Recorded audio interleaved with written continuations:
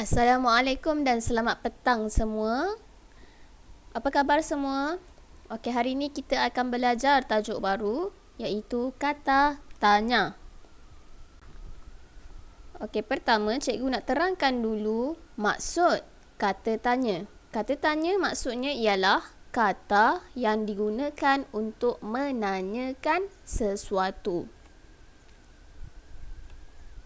Contoh bagi kata tanya ialah pertama, apa, kedua, bila, ketiga, mengapa, keempat, bagaimana, kelima, siapa, keenam, berapa, ketujuh, di mana.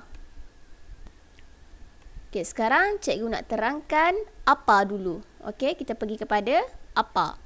Apa maksudnya digunakan untuk menanyakan benda ataupun haiwan?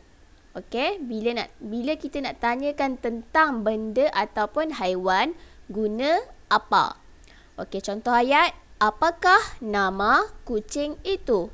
Okey, kucing ialah haiwan. Okey, jadi kita guna apakah? Okey, sekarang cikgu nak bagi tahu kamu kenapa cikgu letak kah dekat sini. Okey, sedangkan dekat sini cikgu tulis apa, bukan apakah. Okey, sebabnya perkataan kah mesti diikuti kata tanya. Okey, itu yang pertama. Bila ada kata tanya, kena ada kah. Tetapi, okey, ada syarat. Tetapi kah ni mesti diikuti kata tanya bila dia berada di hadapan ayat ataupun di tengah ayat. Itu sahaja. Kalau apakah ni berada di belakang, tolong jangan letak kah, salah. Okey? Tolong jangan letak kah. Okey, cikgu bagi contoh yang di awal ayat dulu. Ini di awal ayat. Apakah nama kucing itu? Okey? Yang ni betul. Okey, contoh lain, apakah nama benda itu? Apakah benda itu? Okey, yang tu pun contoh bagi apakah di awal ayat. Okey, yang kedua, bila apakah letak di tengah? Okey, bila letak di tengah, buku apakah ini? Buku apakah ini? Cikgu letak apakah dekat tengah? Boleh. Okey. Tapi di belakang tolong jangan letak kah. Contohnya macam mana? Nama kucing itu apakah? Yang tu salah. Nama kucing itu apakah, salah ya, jangan buat macam tu. Tolong dalam periksa jangan tulis macam tu. Okey, kalau awak nak letak juga perkataan kata tanya dekat belakang, boleh, tetapi kena buang kah. Contoh dia, nama kucing itu apa? Yang tu baru betul. Nama kucing itu apa? Betul. Okey, boleh faham? Kah tak boleh letak di belakang.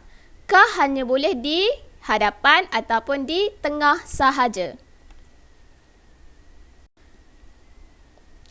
Okey, sekarang kita pergi kepada bila. Digunakan untuk menanyakan masa. Okey, contoh ayat, bilakah mereka akan pergi ke Johor? Okey, maksudnya dia tanya tentang masa dia akan bertolak ke Johor. Okey, jadi kita gunakan perkataan bilakah. Kalau kamu nak letak ke belakang, kamu nak letak kata tanya dekat belakang, contoh ayat dia macam ni. Mereka akan pergi ke Johor bila. Okey? Itu contoh dia. Sekarang kita pergi kepada mengapa. Mengapa digunakan untuk menanyakan sebab. Contoh ayat. Mengapakah budak lelaki itu menangis? Okey, kalau kita letak di belakang, budak lelaki itu menangis mengapa? Okey, jangan letak kah sebab ada kat belakang. Okey, kita sambung. Seterusnya, bagaimana? Digunakan untuk menanyakan kaedah ataupun cara. Contoh ayat, bagaimanakah keadaan kesihatan bapa kamu? Okey, dia nak tanya pasal keadaan. Jadi diguna perkataan bagaimanakah. Okey, sekarang kita letak kata tanya ni dekat belakang. Keadaan kesihatan bapa kamu bagaimana? Okey, boleh faham semua? Sekarang kita pergi kepada siapa. Digunakan untuk menanyakan orang. Contoh ayat, siapakah yang mengambil buku yang diletakkan di sini? Okey, sekarang dia nak tanya orang yang ambil. Jadi diguna perkataan siapakah. Okey, kalau kamu nak letak di belakang boleh, tapi yang ni kamu kena tukar ya ayat ni. Yang jangan letak di hadapan ayat. Yang bukan kata nama, dia tak boleh letak di hadapan ayat. Okey, kalau kamu nak tukar ayat ni jadi, kalau kamu nak letak siapa ni kat belakang, kamu kena tukar jadi ayat pasif. Buku yang diletakkan di sini, yang ambilnya siapa? Okey? Itu contoh bagi kata tanya siapa, kita letak dekat belakang. Okey, seterusnya berapa? Digunakan untuk menanyakan bilangan, jumlah dan harga. Contoh ayat, berapakah harga buku cerita itu? Sekarang dia nak tanya tentang harga. Jadi diguna perkataan kata tanya, berapakah? Okey, kalau kita letak kat belakang, harga buku cerita itu berapa? Okey, di mana? Digunakan untuk menanyakan tempat atau benda. Contoh ayat, di manakah kamu membeli makanan ini? Kalau kamu letak di belakang, kamu membeli makanan ini di mana? Okey, itu sahaja. Okey, cikgu harap kamu semua faham penerangan cikgu hari ini. Okey, ingat, kah hanya boleh diletakkan di bahagian hadapan ataupun tengah ayat sahaja. Okey, kalau kamu nak letak belakang, kena buang perkataan kah. Okey.